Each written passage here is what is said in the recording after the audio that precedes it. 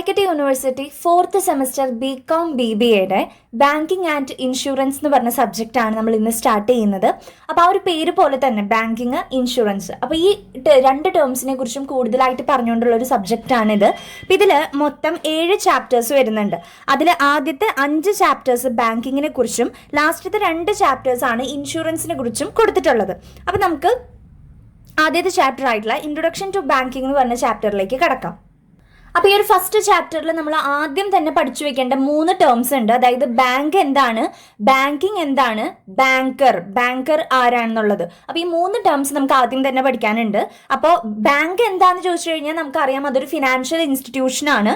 അവിടെ നടക്കുന്ന കാര്യങ്ങൾ എന്തൊക്കെയാ? Accept the deposits and lends money to those who are need it. അല്ല, ആവശ്യമുള്ളവർക്ക് പൈസ കടത്തിനായിട്ട്, അതായത് ലോൺ ആയിട്ട് പ്രൊവൈഡ് ചെയ്യും, അതേപോലെ തന്നെ ഡെപ്പോസിറ്റുകൾ ആക്സെപ്റ്റ് ചെയ്യും. ഈ 2 കാര്യങ്ങളാണ് ബാങ്കിൽ മെയിൻ ആയിട്ട് നടക്കുന്നത്. പിന്നെ അതൊരു ഫിനാൻഷ്യൽ ഇൻസ്റ്റിറ്റ്യൂഷൻ ആണ്. ഇത്രയും എഴുതി കഴിഞ്ഞാൽ ബാങ്കിന്റെ ഡെഫിനേഷനായി. ഇനി എന്താണ് ബാങ്കിങ് എന്താന്ന് ചോദിച്ചു കഴിഞ്ഞാൽ, ഇപ്പൊ നമ്മൾ ഈ പറഞ്ഞ കാര്യം തന്നെയാണ് അടിയിൽ ഡിഫൈൻ ചെയ്യുന്നുണ്ട്. According to banking regulation act 1949. അതൊന്ന് നോട്ട് ചെയ്യാം കേട്ടോ. ബാങ്കിങ് റെഗുലേഷൻ ആക്ട് 1949 പ്രകാരമാണ് ബാങ്ക് റിലേറ്റഡ് ആയിട്ടുള്ള എല്ലാ റൂൾസ് ആൻഡ് കണ്ടീഷൻസും നമ്മൾ ഫോളോ ചെയ്യുന്നത്. അപ്പൊ അവർ ഡിഫൈൻ ചെയ്യുന്ന ഒരു കാര്യം എന്താണെന്ന് വെച്ചാൽ, A banking is one which transact the business of banking which means accepting four the purpose of lending or investment of deposit of money from the public, repayable on demand or otherwise, and withdrawal by check, draft, order or otherwise. നമ്മളിപ്പോൾ പറഞ്ഞ കാര്യം തന്നെയാണ് പറയുന്നത്. മറ്റുള്ളവരിൽ നിന്ന് നമ്മൾ ഡെപ്പോസിറ്റുകൾ accept ചെയ്യുകയും ആ ഒരു ഡെപ്പോസിറ്റ് വെച്ചുകൊണ്ട് തന്നെ മറ്റുള്ളവർക്ക് പൈസ ലോൺ ആയിട്ട് കൊടുക്കുകയാണ് ചെയ്യുന്നത്. അതേപോലെ തന്നെ നമ്മളിപ്പോൾ ബാങ്കിൽ ഏതെങ്കിലും ഒരു കാര്യം ഡെപ്പോസിറ്റ് ചെയ്ത് കഴിഞ്ഞാൽ അതിൻ്റെ കാലാവധി കഴിഞ്ഞപ്പോൾ ഒരു ഡ്യൂറേഷൻ കഴിഞ്ഞാൽ ബാങ്ക് നമുക്ക് അത് ഡയറക്റ്റ്ലി കൊണ്ട് തരുമൊന്നുമില്ല. നമ്മളത് ബാങ്കിൽ പോയി ചോദിച്ച് ചെക്ക് വഴിയോ അല്ലെങ്കിൽ ഡ്രാഫ്റ്റ് വഴിയോ ഓർഡർ വഴിയോ ഏതെങ്കിലും രീതിയിൽ ബാങ്കിൽ പോയിട്ട് നമ്മൾ തന്നെ കളക്ട് ചെയ്യേണ്ടതായിട്ടുണ്ട്. അതാണ് പറയുന്നത് repayable on demand or otherwise and withdrawal by cheque, draft, order or otherwise എന്ന് പറയുന്നത്. അപ്പോൾ നമ്മൾ ബാങ്ക് എന്താന്ന് പറഞ്ഞു, ബാങ്ക് എന്ന് പറയുന്ന ഒരു ഫിനാൻഷ്യൽ ഇൻസ്റ്റിറ്റ്യൂഷനാണ്. അവിടെ ഡെപ്പോസിറ്റുകൾ ആക്സെപ്റ്റ് ചെയ്യും, ആവശ്യമുള്ളവർക്ക് പൈസ ലെൻഡ് ചെയ്ത് കൊടുക്കുകയും ചെയ്യുന്ന ആക്ടിവിറ്റീസ് ആണ് അവിടെ മെയിൻ ആയിട്ട് നടക്കുന്നത് എന്ന് പറഞ്ഞു. അത്രയും ബാങ്കിന്റെ കാര്യം പറയാം. ബാങ്കിങ് ചോദിച്ചാൽ ഇതൊന്ന് ജസ്റ്റ് ഡീറ്റെയിൽ ആയിട്ട് പറഞ്ഞാൽ ബാങ്കിങ് എന്താന്നുള്ളതായി. ഇനി ബാങ്കർ ആരാന്നുള്ളതായിരുന്നു 3ാമത്തെ term. The banker is a person or company carrying on the business of receiving money and collecting draft for customers, subject to the obligation of honoring the checks drawn upon him from time to time by customers up to the amount available on their customers accounts. അതായത് നമ്മളിപ്പോൾ ഈ പറഞ്ഞ പ്രവർത്തികൾ ഉണ്ടല്ലോ, like accepting deposits ആയാലും lending of money ആയാലും, ഈ കാര്യങ്ങളൊക്കെ ചെയ്യുന്ന ഈ ബാങ്ക് റിലേറ്റഡ് ആയിട്ടുള്ള ഈ ആക്ടിവിറ്റീസ് ചെയ്യുന്ന പേഴ്സൺ അല്ലെങ്കിൽ ചെയ്യുന്ന ഒരു കമ്പനീനെയാണ് നമ്മൾ എന്തെന്ന് പറയുന്നത്, ബാങ്കർ എന്ന് പറയുന്നത്. ഈ ബാങ്കിങ് റിലേറ്റഡ് ആയിട്ടുള്ള ആക്ടിവിറ്റീസ് ചെയ്യുന്നവൻ ആരാണോ ആളെയാണ് നമ്മൾ ബാങ്കർ എന്ന് പറയുന്നത്. അത് മേ ബി ഒരു പേഴ്സൺ ആയിരിക്കാം അല്ലെങ്കിൽ ഒരു കമ്പനി ആയിരിക്കാം. ഓക്കെ, അപ്പോൾ ബാങ്കർ, ബാങ്കിങ് ഈ 3 ടേംസ് പഠിക്കാം. നെക്സ്റ്റ് പറയുന്നത് ഫീച്ചേഴ്സ് ഓഫ് ബാങ്ക് ആണ്. നമുക്ക് അറിയാവുന്ന കാര്യങ്ങൾ തന്നെ ഫീച്ചേഴ്സിലും വരുന്നുള്ളൂ. ഫസ്റ്റത്തെ ഫീച്ചർ എന്ന് പറയുന്നത് ഡീലിംഗ് ഇൻ മണി. ബാങ്കിൽ നടക്കുന്ന കാര്യം എന്താ, മെയിൻ ആയിട്ട് മണി ഡീൽ ചെയ്യാന്നുള്ളൊരു കാര്യമാണ്. Next individual or firm or company. അതായത് നമ്മൾ പറഞ്ഞു ബാങ്ക് എന്ന് പറയുന്നത് ഒരു പേഴ്സൺ ആവാം, ഒരു കമ്പനി ആവാം, അതും അല്ലെങ്കിൽ ഒരു ഫേം ആവാം എന്നൊക്കെ പറഞ്ഞു. ബാങ്ക് റിലേറ്റഡ് ആയിട്ടുള്ള കാര്യങ്ങൾ ചെയ്യുന്നവരാരെയും നമ്മൾ എന്തെന്ന് പറയും, ബാങ്ക് അല്ലെങ്കിൽ ബാങ്കർ എന്നൊക്കെ നമ്മൾ പറയാറുണ്ട്. Next acceptance of deposit. ഇവിടെ നടക്കുന്ന മെയിൻ ആയിട്ടുള്ള ഒരു ആക്ടിവിറ്റി ആണ് ആക്സെപ്റ്റൻസ് ഓഫ് ഡെപ്പോസിറ്റ്. ഡെപ്പോസിറ്റുകളെ ആക്സെപ്റ്റ് ചെയ്യുക. നെക്സ്റ്റ് ഗിവിംഗ് അഡ്വാൻസുകൾ പ്രൊവൈഡ് ചെയ്യുക. Then payment and withdrawal. അതായത് ചെക്ക് വഴിയും ഡ്രാഫ്റ്റ് വഴിയൊക്കെ നമ്മൾ എന്ത് ചെയ്യുന്നു, വിഡ്രോവൽ നടത്തുന്നുണ്ട്. പിന്നെ ഏജൻസി ആൻഡ് യൂട്ടിലിറ്റി സർവീസസ്. അതായത് ഈ ഡെപ്പോസിറ്റും അതേപോലെ തന്നെ ലോൺസ് പ്രൊവൈഡ് ചെയ്യലും ഇത് മാത്രമല്ല ബാങ്ക് ചെയ്യുന്ന ഫംഗ്ഷൻസ്. അത് കൂടാതെ തന്നെ ഒരുപാട് ഫംഗ്ഷൻസ് ഉണ്ട്, ലൈക്ക് ലോക്കർ ഫെസിലിറ്റി. അതൊക്കെ ബാങ്ക് ചെയ്യുന്ന യൂട്ടിലിറ്റി സർവീസസുകളാണ്. അപ്പം ഇങ്ങനെയുള്ള സർവീസുകളും ബാങ്ക് പ്രൊവൈഡ് ചെയ്യുന്നുണ്ട്. Next profit and service orientation. നമ്മളിപ്പോൾ സർവീസ് ആൻഡ് ഗുഡ്സിനൊക്കെ എക്സാമ്പിൾസ് പറയുമ്പോൾ സർവീസിൽ നമ്മൾ പറയാറുള്ള ഒരു സ്ഥാപനമാണ് ബാങ്ക്. ബാങ്ക് പ്രൊവൈഡ് ചെയ്യുന്നത് സർവീസ് ആണ് എന്ന് നമ്മൾ പറയാറുണ്ട്. പക്ഷേ പ്രോഫിറ്റ് ഓറിയന്റഡ് ആയിട്ടുള്ള സർവീസുകളാണ് ബാങ്ക് പ്രൊവൈഡ് ചെയ്യുന്നത്. അല്ലാതെ വെറുതെ ഉള്ള സർവീസസുകളല്ല, പ്രോഫിറ്റും കൂടി കൺസിഡർ ചെയ്തിട്ടുള്ള സർവീസസ് ആണ് ബാങ്ക് പ്രൊവൈഡ് ചെയ്യുന്നത്. നെക്സ്റ്റ് എവർ ഇൻക്രീസിങ് ഫങ്ഷൻസ് ആണ്. അതായത് ഓരോ ദിവസം കടന്നു ചെല്ലും തോറും ബാങ്കിങ്ങിന്റെ ഓരോ ഫംഗ്ഷൻസിൽ പുതിയ പുതിയ ഇന്നോവേഷൻസ് വന്നുകൊണ്ടിരിക്കുകയാണ് അല്ലേ. അതാണ് അതിൽ പറയുന്നത്. Next, connecting link. ബാങ്ക് എപ്പോഴും ഒരു കണക്റ്റിംഗ് ലിങ്ക് ആയിട്ട് ആക്ട് ചെയ്യാറുണ്ട്. ആരൊക്കെ തമ്മിലുള്ളത്? ബോറോവേഴ്സും ലെൻഡേഴ്സും തമ്മിലുള്ള ഒരു കണക്റ്റിംഗ് ലിങ്ക് ആയിട്ട് ബാങ്ക് ആക്ട് ചെയ്യാറുണ്ട്. നെക്സ്റ്റ്, ബാങ്കിങ് ബിസിനസ് ആണ്. അതായത് ഒരു ബാങ്കിന്റെ മെയിൻ ആക്ടിവിറ്റി എന്ന് പറയുന്നത് ബാങ്കിങ് റിലേറ്റഡ് ആയിട്ടുള്ള ബിസിനസ് ആക്ടിവിറ്റീസ് കണ്ടക്ട് ചെയ്യുക എന്നുള്ളതാണ് ഒരു ബാങ്കിന്റെ മെയിൻ ആയിട്ടുള്ള ആക്ടിവിറ്റി എന്ന് പറയുന്നത്. നെക്സ്റ്റ്, യുണീക്നെസ് ആണ്. അതായത് എല്ലാ ബാങ്കുകളും അവരുടെ അവസാനം, ഇപ്പോൾ ഫെഡറൽ ബാങ്ക്, കനറ ബാങ്ക്, അങ്ങനെ അവരുടെ പേരിന് ലാസ്റ്റ് ബാങ്ക് എന്നുള്ളൊരു ടേം കൂടി അവർ ഇൻക്ലൂഡ് ചെയ്യാറുണ്ട്. അപ്പോൾ ഇതിൽ നിന്ന് ആൾക്കാർക്ക് ഐഡന്റിഫൈ ചെയ്യാൻ പറ്റും. ഇപ്പോൾ കനറ എന്ന് വെറുതെ എഴുതി വെച്ച് കഴിഞ്ഞാൽ ചിലപ്പോൾ നമുക്ക് കൺഫ്യൂഷൻ ആയിരിക്കും എന്താ സംഭവം എന്നുള്ളത്. അപ്പോൾ കനറ ബാങ്ക് എന്ന് പറയുമ്പോൾ നമുക്ക് ഈസിലി ഐഡന്റിഫൈ ചെയ്യാൻ പറ്റും അതൊരു ബാങ്ക് ആണെന്നുള്ളൊരു കാര്യം. അപ്പോൾ സാധാരണക്കാർക്ക് ഐഡന്റിഫൈ ചെയ്യാനുള്ള രീതിയിൽ ആ ഒരു ബാങ്ക് എന്നുള്ളൊരു ടേം അവരുടെ പേരിന് ലാസ്റ്റ് നമ്മൾ ആഡ് ചെയ്യാറുണ്ട്. നെക്സ്റ്റ് പറയുന്ന പോർഷൻ എന്ന് പറയുന്നത് modern banking has 3 ancestors. Modern ബാങ്കിന് 3 ആൻസെസ്റ്റേഴ്സ്, പൂർവീകരുണ്ട് എന്നാണ് പറയുന്നത്. ഓക്കെ, പണ്ടത്തെ കാലത്ത് അതെങ്ങനെയാണെന്ന് വെച്ചാൽ merchant bankers, goldsmith, the money lenders, ഇങ്ങനെ 3 ആൻസെസ്റ്റേഴ്സ് ആണ് മോഡേൺ ബാങ്കിങ്ങിനുള്ളത് എന്നാണ് പറയുന്നത്. അപ്പോൾ അത് ഇമ്പോർട്ടൻ്റ് ആയിട്ടൊന്ന് പഠിക്കുക. മേ ബി ഇതിൽ ഓരോന്നും നമുക്ക് ചോദിച്ചേക്കാം, ആരാണ് മെർച്ചന്റ് ബാങ്കേഴ്സ്, ആരാണ് ഗോൾഡ് സ്മിത്ത്, അങ്ങനെയും ചോദിച്ചേക്കാം കേട്ടോ. അല്ലെങ്കിൽ എന്താണ് ആ ഒരു 3 ancestors of the modern banking according to Crowther, അത് ആരൊക്കെയാണെന്നും ചോദിച്ചേക്കാം. അപ്പോൾ അതിൽ ആദ്യത്തെയാണ് മെർച്ചന്റ് ബാങ്കേഴ്സ് എന്ന് പറയുന്നത്. അപ്പോൾ മെർച്ചന്റ് എന്ന് പറഞ്ഞാൽ നമുക്കറിയാം കച്ചവടം നടത്തുന്ന ആളെയാണ് നമ്മൾ മെർച്ചന്റ് എന്ന് പറയാറുള്ളത്. Originally they are traders in goods, അല്ലെ, ഗുഡ്സ് കൈമാറ്റം ചെയ്യുകയും അതിൽ നിന്ന് പണം ഉണ്ടാക്കുകയും ചെയ്യുന്ന ആൾക്കാരെയാണ് നമ്മൾ മെർച്ചന്റ് എന്ന് പറയാറുള്ളത്. അങ്ങനെ സ്വന്തം നാട്ടിൽ ചെറിയ ചെറിയ ട്രേഡുകളൊക്കെ നടത്തി പിന്നെ അവരെന്തായി, ഫോറിൻ ട്രേഡുകളൊക്കെ നടത്താനായിട്ട് തുടങ്ങി. അതായത് എക്സ്പോർട്ടും ഇമ്പോർട്ടൊക്കെ നടത്താനായിട്ട് തുടങ്ങി. ഇങ്ങനെ എക്സ്പോർട്ടും ഇമ്പോർട്ടും നമ്മൾ നടത്തുമ്പോൾ ബിൽ ഓഫ് എക്സ്ചേഞ്ചും അവിടെ വരും അല്ലേ. ബില്ലുകൾ നമ്മൾ കൈമാറും, അവരിങ്ങോട്ട് വരുമ്പോൾ ഇങ്ങോട്ട് ബില്ലുകൾ വരും. അങ്ങനെ ഒരുപാട് ബിൽ ഓഫ് എക്സ്ചേഞ്ചുകൾ അവിടെ നടക്കാറുണ്ട്. അപ്പോൾ ആക്ച്വലി ബിൽ ഓഫ് എക്സ്ചേഞ്ച് നടക്കുന്നത് എവിടെയാണ്? ബാങ്ക് റിലേറ്റഡ് ആയിട്ടുള്ള രീതിയിലാണ് ബിൽ ഓഫ് എക്സ്ചേഞ്ച് നടക്കാറുള്ളത്. അപ്പോൾ ബാങ്കിൻ്റെ ഒരു ആക്ടിവിറ്റി ആയിട്ടുള്ള bill of exchange merchant bankers കൊണ്ടുവന്നപ്പോൾ അവരിൽ അത് സ്റ്റാർട്ട് ചെയ്തപ്പോൾ, ബിൽ ഓഫ് എക്സ്ചേഞ്ച് എന്ന് പറഞ്ഞൊരു സംഭവം അവിടെ സ്റ്റാർട്ട് ചെയ്തപ്പോൾ അവരെയും നമ്മൾ എന്തായിട്ട് കൺസിഡർ ചെയ്യാൻ തുടങ്ങി? ബാങ്ക് ആയിട്ട് കൺസിഡർ ചെയ്യാനായിട്ട് തുടങ്ങി.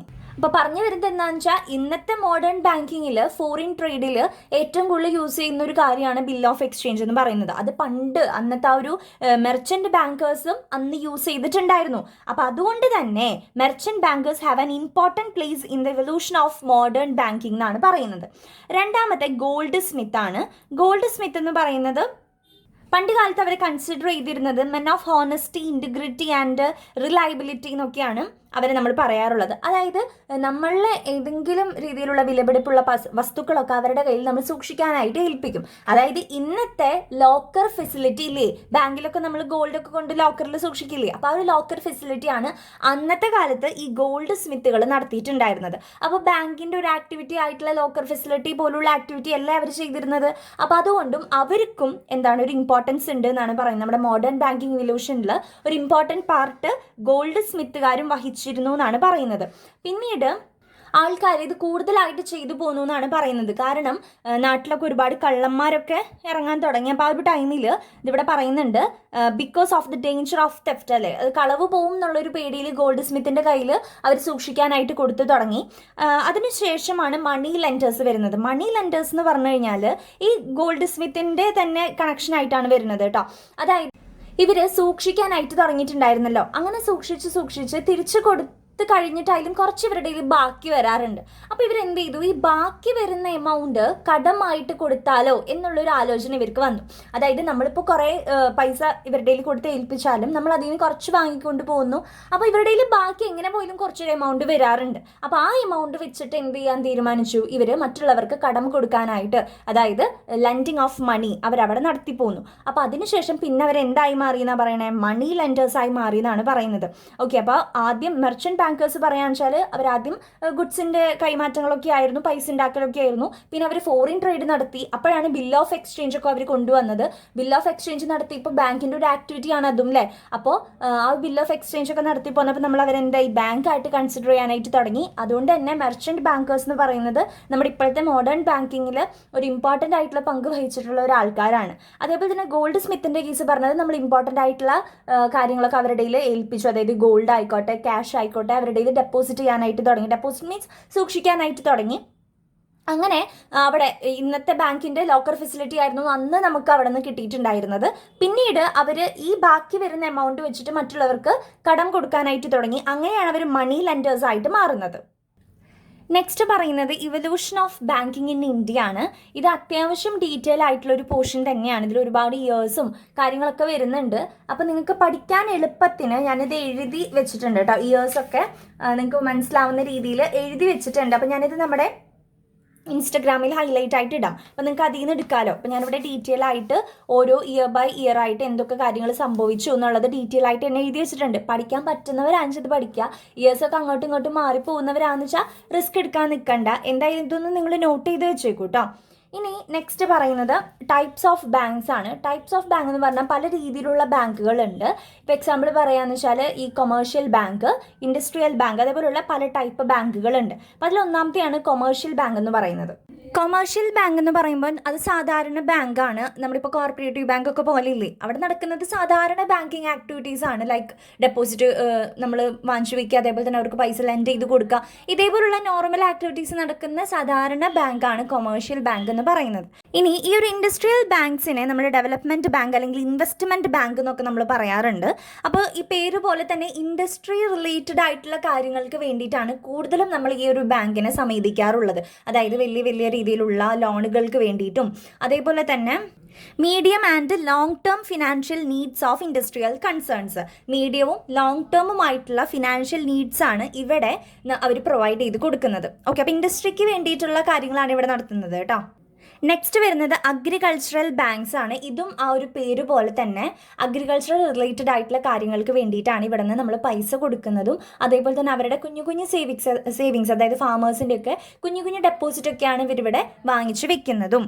അതേപോലെ തന്നെ ഷോർട്ട് ടേം ആയിട്ടുള്ള അത്ര വലിയ ലോങ് ടേം ആയിട്ടുള്ളതൊന്നുമല്ല, ലോങ് ടേമും ഉണ്ട്, അന്നേരം കൂടുതലും ഷോർട്ട് ടേം ആയിട്ടുള്ള കാര്യങ്ങളാണ്. ഷോർട്ട് ടേം ലോൺസ്, അതേപോലെ തന്നെ വലിയ വലിയ കർഷകർക്ക് വേണ്ടി ലോങ് ടേം ലോൺസും ഇവിടെ കൊടുക്കാറുണ്ട്. അപ്പോൾ അഗ്രികൾച്ചർ റിലേറ്റഡ് ആയിട്ടുള്ള കാര്യങ്ങൾ ഡീൽ ചെയ്യുന്ന ബാങ്കാണ് അഗ്രികൾച്ചറൽ ബാങ്ക് എന്ന് പറയുന്നത്.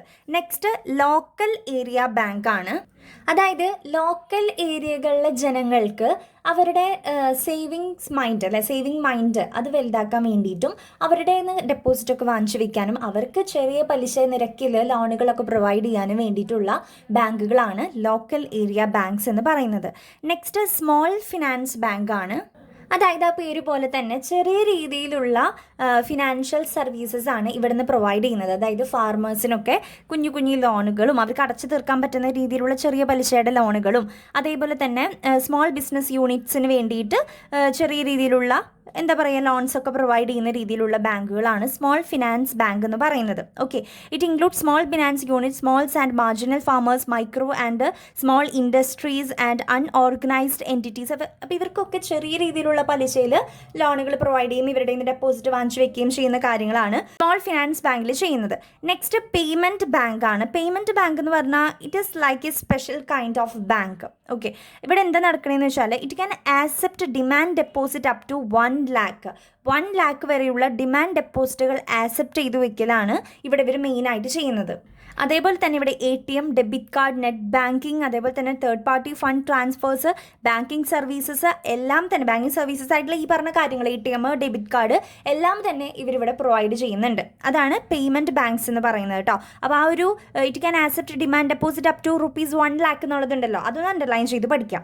നെക്സ്റ്റ് എക്സ്ചേഞ്ച് ബാങ്ക്സ് ആണ്. എക്സ്ചേഞ്ച് ബാങ്ക് എന്ന് പറയുമ്പോൾ എന്താണ്, നമ്മളിപ്പോൾ ഫോറിൻ എക്സ്ചേഞ്ചിന് വേണ്ടിയിട്ട് അല്ലേ, അതായത് ഇൻ്റർനാഷണൽ ട്രേഡൊക്കെ നമ്മൾ നടത്തുമ്പോൾ ഫോറിൻ എക്സ്ചേഞ്ച് അവിടെ വേണ്ടി വരും. അപ്പോൾ അത് നടപ്പിലാക്കുന്ന രീതിയിലുള്ള ബാങ്കുകളാണ് എക്സ്ചേഞ്ച് ബാങ്ക്സ് എന്ന് പറയുന്നത്.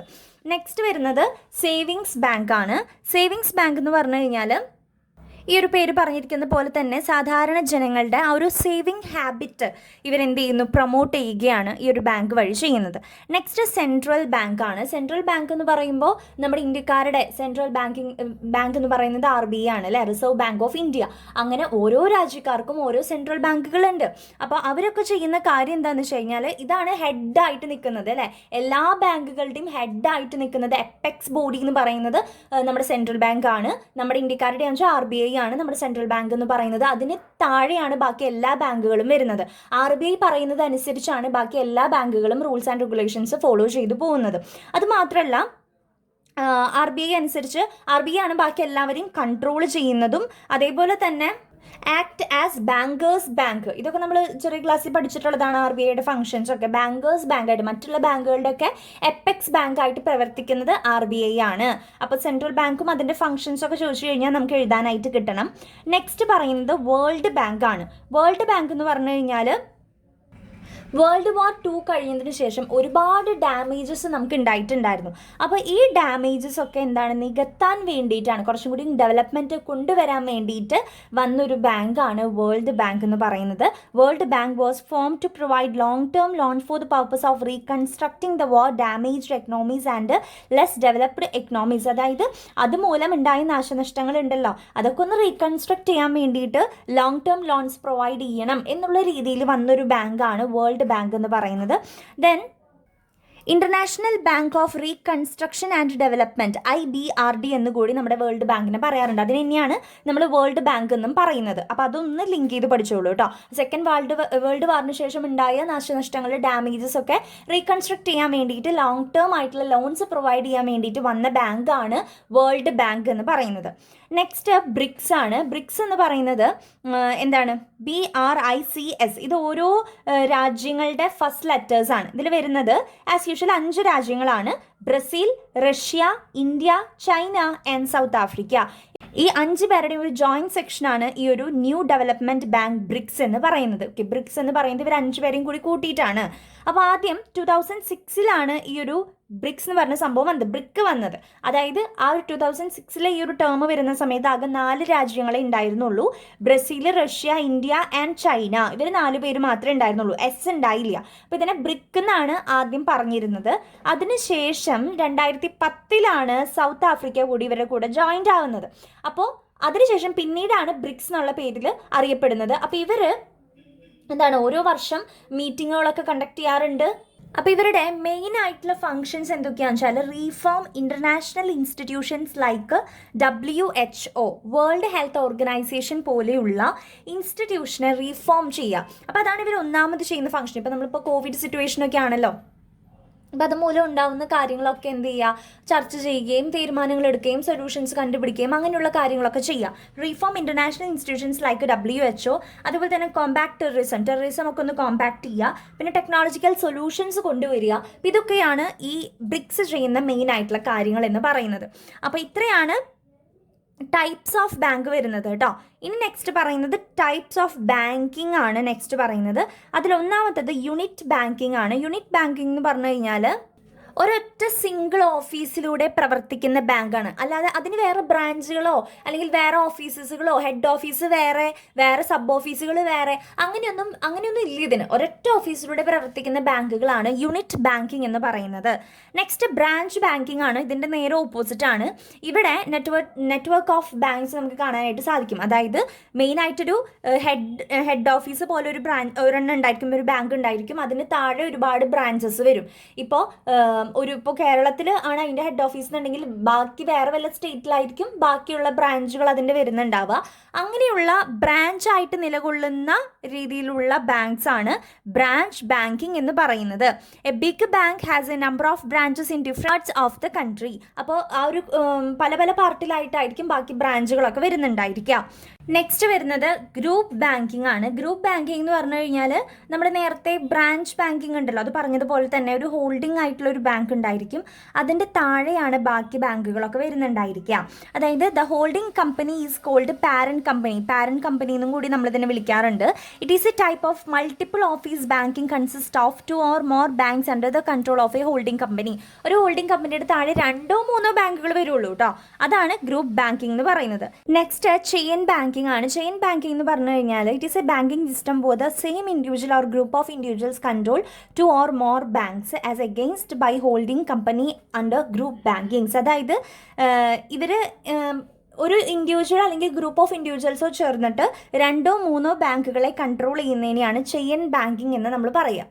നെക്സ്റ്റ് മിക്സഡ് ബാങ്കിങ് ആണ്. മിക്സഡ് ബാങ്കിങ് എന്ന് പറഞ്ഞാൽ കൊമേഴ്ഷ്യൽ ബാങ്കിങ്ങിൻ്റെയും ഇൻവെസ്റ്റ്മെൻറ്റ് ബാങ്കിങ്ങിൻ്റെയും ഒരു മിക്സഡ് ബാങ്കിങ് എന്ന് പറയുന്നത്. വൺ ആണ് കറസ്പോണ്ടന്റ് ബാങ്കിങ് എന്ന് പറയുന്നത്, അതായത് which link two banks under unit banking system. നമ്മൾ യൂണിറ്റ് ബാങ്കിങ് എന്താണെന്ന് പറഞ്ഞില്ലേ, അപ്പോൾ ആ യൂണിറ്റ് ബാങ്കിങ് സിസ്റ്റത്തിലുള്ള 2 ബാങ്കുകളെ ലിങ്ക് ചെയ്യുന്ന തരത്തിലുള്ള ബാങ്ക്സ് ആണ് കറസ്പോണ്ടന്റ് ബാങ്കിങ് എന്ന് പറയുന്നത്. ഓക്കെ, അവർ നടത്തുന്നതാണ് കറസ്പോണ്ടന്റ് ബാങ്കിങ് എന്ന് പറയുന്നത്, which link two banks under unit bank system. Okay, അപ്പോൾ ഇത്രയാണ് ഡിഫറെൻറ്റ് ടൈപ്സ് ഓഫ് ബാങ്കിങ് എന്ന് പറയുന്നത് കേട്ടോ. ഇനി നമുക്ക് നെക്സ്റ്റ് കസ്റ്റമർ ആരാനും പല ടൈപ്പ് കസ്റ്റമേഴ്സ് വരുന്നുണ്ട്, അവരുടെ അക്കൗണ്ട്സ്, പല രീതിയിലുള്ള അക്കൗണ്ട്സ് വരുന്നുണ്ട്. അതൊക്കെയാണ് നമുക്ക് നെക്സ്റ്റ് പറയാനുള്ളത്.